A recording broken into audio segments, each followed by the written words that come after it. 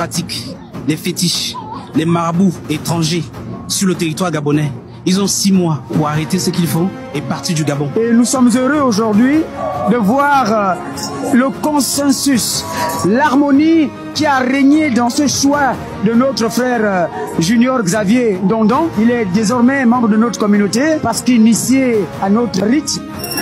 Rencontre hautement symbolique et spirituelle qui verra un fils du pays intronisé comme le port-étendard des traditionalistes censés défendre les intérêts de cette communauté. C'est une responsabilité historique parce que c'est la première fois que les enfants du Gabon, les propriétaires du pays s'organisent pour créer une fédération qui va parler des rites et traditions de leur pays. Ça n'avait jamais été fait auparavant. Il faut prendre date à partir de ce jour que le Gabon va entrer dans une nouvelle dimension de son histoire.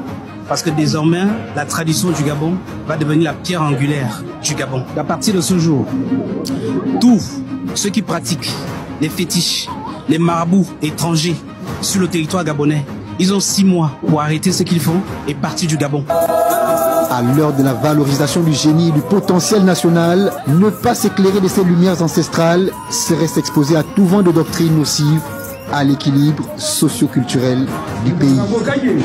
Au niveau du Gabon, pour celles et ceux qui ne savent pas qui serait béninois, le vaudou a eu mauvaise presse parce que ces devanciers au Gabon venaient pratiquer de la pure et méchante sorcellerie du bas astral qui démonisait les pratiques ritueliques et traditionnelles qu'on appelle le vaudou et qui sont des pratiques originaires du Bénin. En cette ère nouvelle que le Gabon se décide de prendre un nouvel envol et que nous, les hommes de tradition du Gabon, décidons de ne plus être dans l'ombre et que voulons faire partie des personnes que l'on consulte pour les décisions de notre pays, une réunion de praticiens, de traditionalistes, des hommes et des femmes de la mystique gabonaise ont demandé aux vaudouisants, aux marabouts du vaudou du Bénin de quitter le Gabon et de rentrer chez eux à cause justement de ce que ils ont montré au Gabon, à savoir des pratiques ritueliques du bas astral.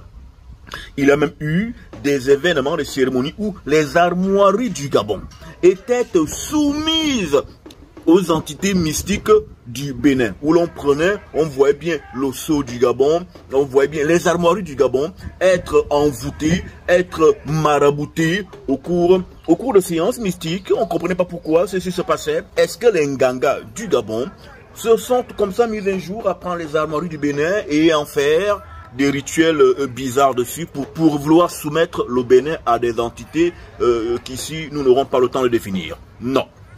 Lorsque je dis ce que je suis en train de dire là, je voudrais préciser que moi, le maître d'Okira Tsamela, je n'ai aucune animosité vis-à-vis de nos frères et sœurs du Bénin. Dans mon école, j'ai plein de Béninois, j'ai plein de Béninoises qui apprennent, qui sont initiés au rite de chez eux, mais qui voudraient approfondir. Et elles se sont rapprochées de moi pour approfondir leur science. Donc, il n'y a aucune animosité dans mon être vis-à-vis des gens, des hommes et des femmes, pratiquant les spiritualités du Bénin. Mais il faut comprendre une chose, c'est que chaque territoire a ses égrégores, chaque territoire a ses divinités, chaque territoire a ses puissances. Lors de cette émission télévisée, nous avons entendu dire par un intervenant que le pouvoir mystique du Gabon vient du Bénin. Mais cet individu, comment peut-il se prononcer, comment peut-il dire de telles choses sur un plateau télévisé? Ne sait-il pas que le Gabon est la terre la plus mystique d'Afrique?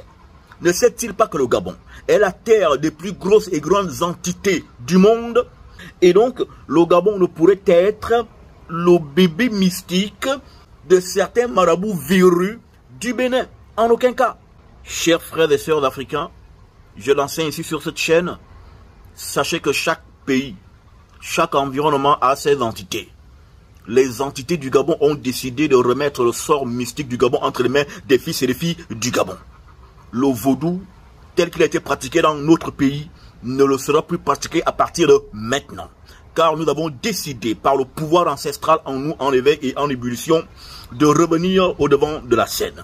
Aucun marabout étranger, aucun homme mystique venant d'ailleurs n'aura plus aucun pouvoir sur notre sol. Car nos ancêtres, maintenant même que je parle, sont en train de nous mettre en action et en activité. Nous n'accepterons plus des pratiques sorcellaires du bas astral, pratiquées par les peuples qui ne sont pas nous, qui ne sont pas du Gabon. De venir dans un pays comme ça et d'entraîner chez nous leurs égrégores mystico-démoniaques du bas astral, venir pratiquer des égorgements de poules, des égorgements de veaux, des crimes rituels, des enlèvements, des mutilations. Ces pratiques de bas étage dans notre pays, nous ne l'accepterons plus. Et chaque peuple a ses prêtres. Chaque peuple a ses prêtres, chaque peuple a ses Nganga. Et aujourd'hui, nous, les Nganga du Gabon, les détenteurs de la connaissance ésotérique et mystique du Gabon, avons décidé de reprendre le destin de notre pays en main. Il n'y a donc pas lieu de menacer les autorités gabonaises qui demandent à ce que ces marabouts véreux du Bénin, qui ont pratiqué ce que je viens de décrire ici, puissent vouloir continuer à prospérer au Gabon. Il y a des Gabonais qui sont au Bénin, mais ils ne sont pas là-bas à titre de marabout. Ils ne vont pas marabouter ou chercher à contrôler la vie mystique des Béninois. Tel que ceci a été fait au Gabon, tous les marabouts du Bénin qui sont arrivés à Libreville avaient pour objectif le contrôle des consciences des Gabonais. Il faut donc que vous le sachiez, chers frères et sœurs du Bénin, vous qui êtes pour la vérité, car il n'est pas juste une question de dire non, les Béninois rentrez chez vous. Non, non, il n'en est pas question. Nos deux pays ont des relations de fraternité qui ne mentent pas. Mais il faut comprendre que en cette époque où le Gabon prend une nouvelle direction, il faut que chacun soit à sa place. Nous n'accepterons plus que des pratiques étrangères à notre ancestralité et à notre inhérence soient encore pratiquées chez nous, parce que chaque peuple a ses génies. Et c'est parce que nos autorités anciennes ont renié, craché sur les génies locaux, que les génies locaux les ont déposés. Merci que ce message arrive à des oreilles de femmes et d'hommes réfléchis. Il n'est nullement la question de xénophobie, non.